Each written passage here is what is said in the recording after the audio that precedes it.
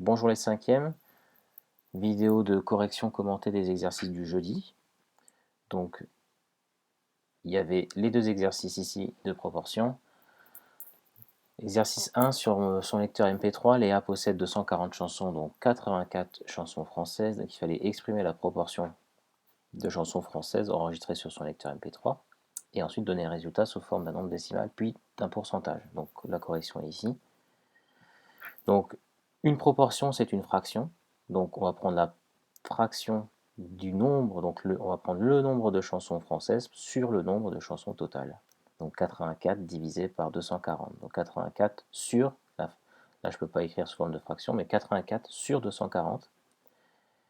Et on pouvait faire, avec des simplifications successives, on pouvait arriver jusqu'à une fraction égale à 7 vingtièmes. Donc on répond par une phrase, la proportion de chansons françaises enregistrées sur le lecteur MP3 est de 7 vingtièmes. 7 vingtièmes, je peux ensuite faire la division pour obtenir un nombre décimal. Donc si je fais la division de 7 par 20, j'obtiens 0,35. Et 0,35, ça correspond, je multiplie par 100, ça correspond à 35%. Donc pour passer de l'écriture décimale au pourcentage, il suffit de multiplier par 100.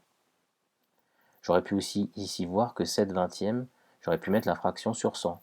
Donc avoir des vingtièmes pour ensuite avoir des centièmes, il suffit de multiplier par 5.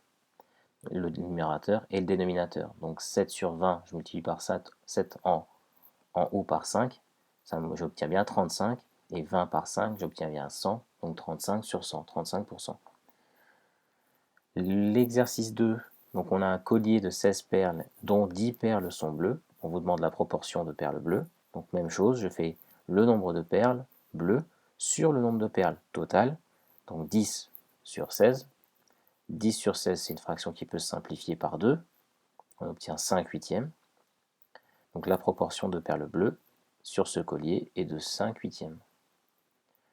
5 huitièmes, donc je peux faire la division 5 divisé par 8, j'obtiens 0,825. Ça, c'est l'écriture décimale. Et ensuite, je peux transformer ça en pourcentage en multipliant par 100. Donc multiplier ici par 100, ça me fait décaler la virgule de 2 crans vers la droite. Le chiffre des unités devient le chiffre des centaines. Et donc on a 0 centaines, 6 dizaines, etc. Donc 62,5%. Je continue avec l'exercice 53, il fallait en faire au moins un des deux. Donc l'exercice 53, durant l'année 2015, les membres d'un club de badminton ont tous disputé le même nombre de matchs. Claire a gagné 3 cinquièmes des matchs, donc elle en gagne 3 sur 5. Et Karim, lui, Karim, il en gagne les 2 tiers, et Christopher, il en gagne 17 trentièmes. Donc ça ne veut pas dire qu'il y a eu 5 matchs, ça ne veut pas dire qu'il y a eu 3 matchs, ça ne veut pas dire qu'il y a eu 30 matchs en tout. On ne sait pas le nombre de matchs total, on sait juste qu'ils ont disputé le même nombre de matchs, et que ça, c'est leur proportion de matchs gagnés. Christopher pense être le meilleur, a-t-il raison? Donc pour ça, il faut comparer les trois proportions. Donc soit on les met au même dénominateur, ou soit on calcule les pourcentages. On pourrait très bien calculer le pourcentage des trois joueurs, le pourcentage de matchs gagnés. Ici, on remarque qu'on pouvait tout mettre les trois fractions avec un dénominateur égal à 30, puisque ici j'ai déjà 30. 5, bah, si je veux avoir un dénominateur égal à 30, je vais devoir multiplier par 6, puisque 5 fois 6, ça fait 30. Et 3, si je veux transformer 2 tiers en une fraction qui soit des trentièmes, il suffit de multiplier par 10. Donc c'est ce qui est fait ici. 3 cinquièmes, je multiplie par 6 en haut et en bas, j'obtiens des trentièmes, donc 18 trentièmes. 2 tiers, en multipliant en haut et en bas par 10, j'obtiens des trentièmes aussi, ça fait 20 trentièmes. Et 17 trentièmes, c'est déjà en trentièmes. Donc j'ai plus qu'à comparer 18 trentièmes, 20 trentièmes et 17 trentièmes. Donc Christopher a tort, parce que 17 trentièmes, c'est plus petit que 18 trentièmes, qui est plus petit que 20 trentièmes. Et Christopher, lui, c'est même le joueur le moins performant, puisqu'il a la proportion la plus basse.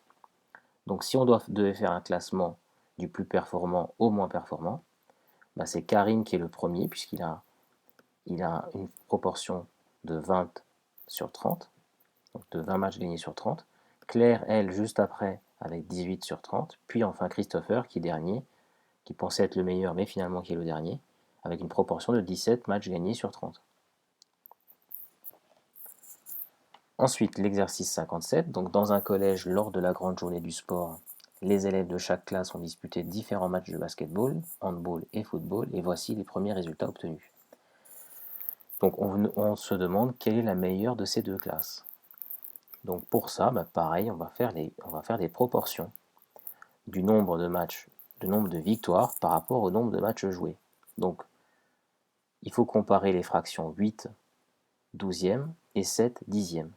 Donc, nombre total de victoires sur nombre total de matchs. 8 douzième, 7 dixième. Donc on a les fractions ici 8 douzième, 7 dixième. Et pareil que tout à l'heure, on va les mettre, et là ça tombe, c'est rigolo, on a exactement la même chose. On peut aussi mettre sur 30, parce que 12, on peut le simplifier un petit peu. Donc 8 douzième, on voit que c'était dans la table de 2, 8 et 12, donc on peut le simplifier pour avoir une fraction plus simple, 2 tiers, et ensuite remultiplier par 10 pour avoir des trentièmes. Alors ce n'était pas la seule possibilité, on pouvait aussi mettre sur 60. On pouvait remarquer que 12 et 10, c'était dans la table, c'était les diviseurs de 60, et donc on pouvait mettre sur 60, ça marchait aussi. Et donc, 7 dixièmes, je multiplie en haut et en bas par 3, j'obtiens 21. Donc on peut écrire que proportionnellement au nombre de matchs joués, c'est donc la cinquième B, puisque 21 trentièmes c'est plus grand que 20 trentièmes, et que ça correspond à 7 dixièmes qui correspond à la classe 5e B. La 5e B, c'est la meilleure des deux classes. Donc là, il y a la justification, il y a la comparaison. Voilà. Donc merci d'avoir regardé cette vidéo jusqu'au bout. Faites-moi part en commentaire ou en m'envoyant un petit message sur le NT si cette correction commentée vous a aidé. Et à très bientôt pour une nouvelle vidéo et puis de nouveaux exercices. Au revoir.